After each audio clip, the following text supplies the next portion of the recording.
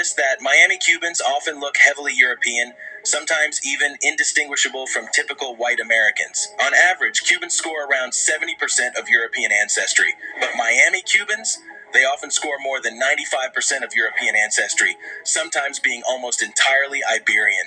Meanwhile, Cubans from the island, who are often seen in sports, appear predominantly African.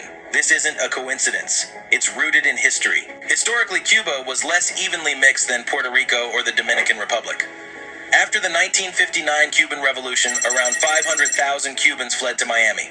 Many of these refugees were from the middle and upper classes and were virtually entirely of European descent. When the communist government seized their assets, these families left Cuba, creating a migration wave that was overwhelmingly European in genetic makeup. Later waves of Cuban migration to Miami, like the Mariel boat lift, were more diverse and included many Afro-Cubans. But that initial heavily European wave shaped the genetic profile of Miami's Cuban population.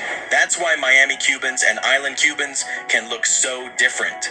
Want to explore the DNA of the 40 most famous ancient civilizations, broken down just like this? This easy-to-read, easy-to-understand guide can replace years of education and leave no mystery about how ancient civilizations